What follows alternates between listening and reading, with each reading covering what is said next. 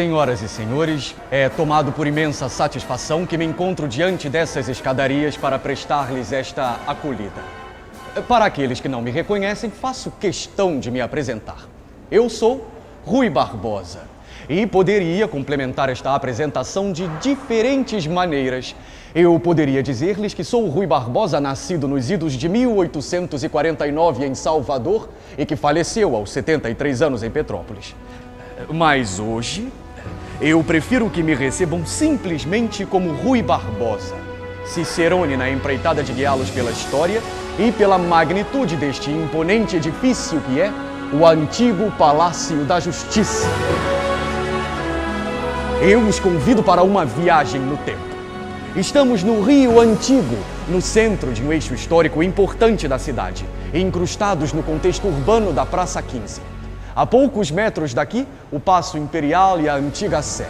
Mais adiante, os prédios que hoje abrigam o Centro Cultural Banco do Brasil e o Centro Cultural dos Correios. Mais próximo de nós, o Palácio Tiradentes e, na outra direção, o Museu Histórico Nacional. E é neste arredor de vizinhos importantes e às margens da Rua Dom Manuel, exatamente aqui onde estamos, que em 1926 se inaugura este Palácio da Justiça. De 1926 para cá, muito mudou. O Brasil passou por transformações profundas e o Rio de Janeiro, assim como o Poder Judiciário, acompanharam estas mudanças, de modo que o Palácio recebeu inúmeras atribuições ao longo do tempo, mas sempre se mantendo altivo como a Casa da Justiça. E todos que chegam ao Palácio devem certamente notar a sua fachada, pois ela já nos dá a dimensão da imponência do interior do prédio.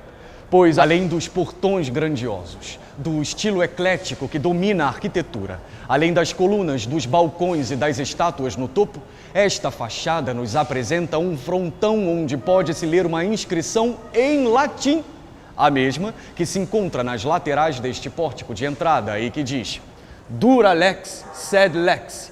A lei é dura, mas é a lei. Assim diziam os romanos e que assim seja. Hoje, o Palácio reabre suas portas como a Casa da Cultura. O exercício da justiça, aqui realizado durante as últimas 7 décadas, agora distribui-se por este moderno complexo de prédios ao nosso redor e que se constitui no cerne do Poder Judiciário do Rio de Janeiro. Por isso, hoje o Palácio passa a abrigar o Centro Cultural do Poder Judiciário do Estado do Rio de Janeiro. Notem a suntuosidade elegante deste pórtico. Todos os que entram são recebidos por estas duas estátuas de mármore que me ladeiam. Do meu lado direito está representada a lei, portando a tabuleta que se refere às 12 tábuas de bronze, considerado o primeiro código romano. O direito romano influenciou todo o direito ocidental, inclusive o brasileiro, e é constantemente representado aqui neste prédio. E por falar nisso, do meu lado esquerdo está representada a justiça com sua espada e balança. Com o aprimoramento do conceito de justiça, a espada, que antes representava a força, agora passa a representar o cumprimento das decisões jurídicas. A força perde o sentido no momento em que a lei se impõe. As nossas anfitriãs de mármore nos revelam a escadaria de acesso ao segundo pavimento. E nos deparamos com este vitral, em que se destaca a figura helênica da deusa Temis. Temis é a deusa grega guardiã dos juramentos dos homens e da lei, sendo que era praxe evocá-la durante os julgamentos perante os magistrados. Ostenta uma túnica vermelha, cor que simboliza o direito e que por isto mesmo está presente nas togas dos nossos magistrados e nas becas dos acadêmicos de direito e de outros representantes da justiça. A seus pés, um leão que representa o poder da justiça e um escudo que evoca a proteção da lei. Reparem a balança no perfeito alinhamento entre o crime e a pena, de modo que cada um receba aquilo que lhe é devido.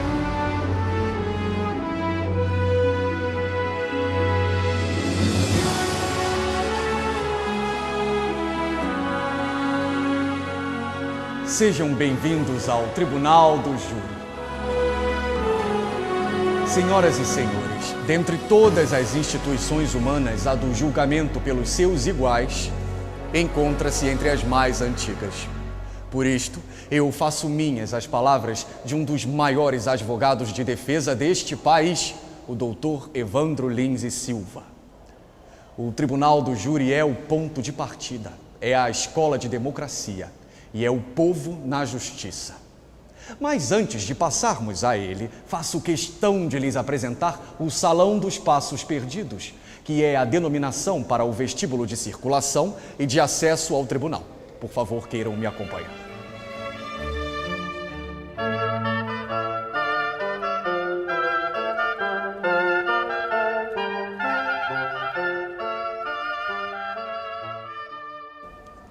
O Salão dos Passos Perdidos.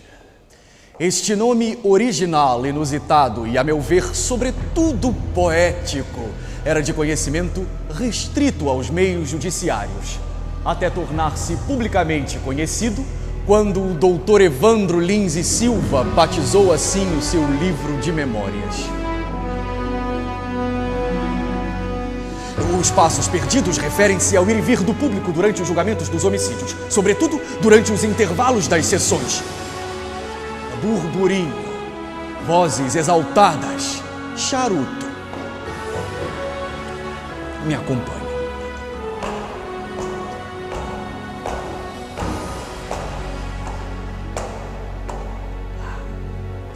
O som dos sapatos, tensão. O Salão dos Passos Perdidos era como uma grande sala de espera que fervilhava durante os julgamentos. Encontravam-se aqui advogados, familiares, jornalistas aos jornalistas, cidadãos e curiosos.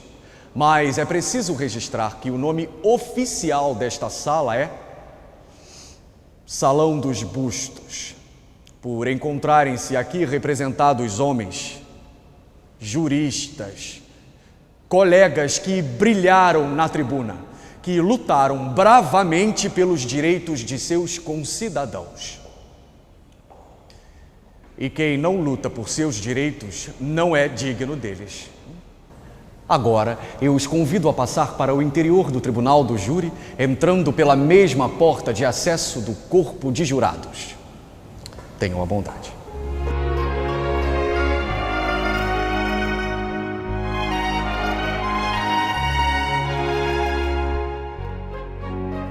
Esta área, entre o plenário e o público, é reservada aos jurados.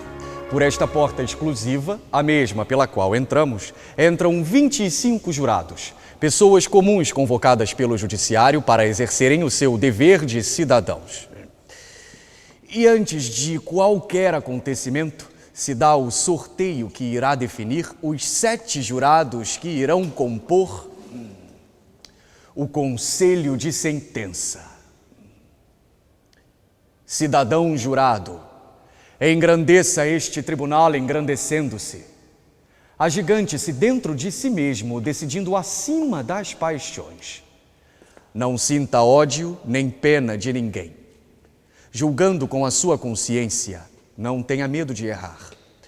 Ao entrar neste recinto, só aceite compromisso com a lei e com a sua dignidade. Os 7 jurados sorteados distribuem-se por estas 2 fileiras e ficam frente a frente com o réu, confortavelmente acomodado no banco dos réus.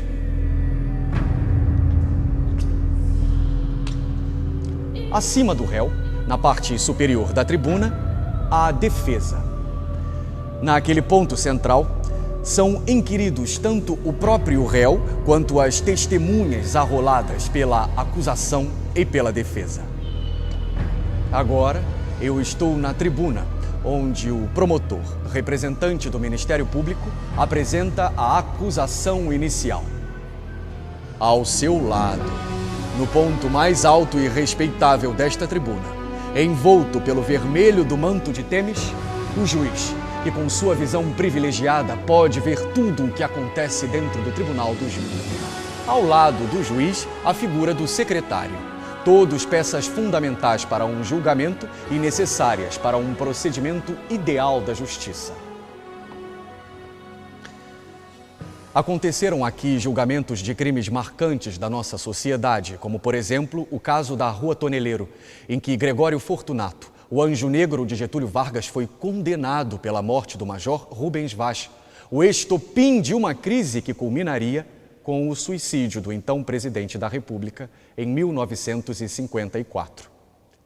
Aqui também foram julgados os casos Aida Cury nos anos 60, o caso Cláudia Alessim Rodrigues em 1980, o caso Daniela Pérez em 1997 e o caso Tim Lopes em 2005.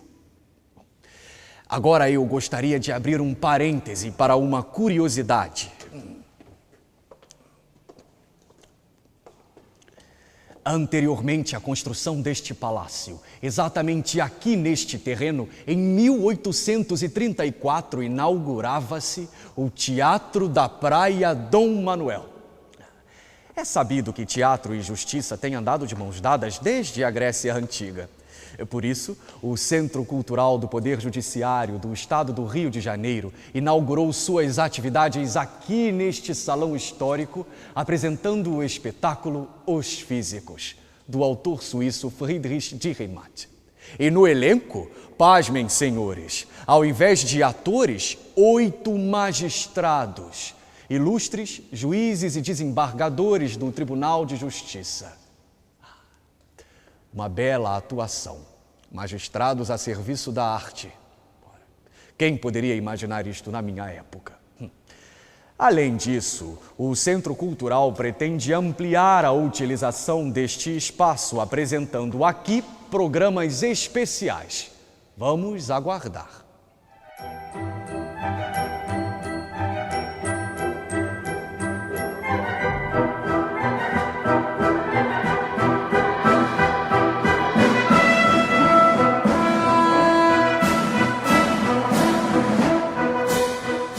Nestes pequenos balcões, o público espremia-se na tentativa de acompanhar o que lá embaixo se desenrolava.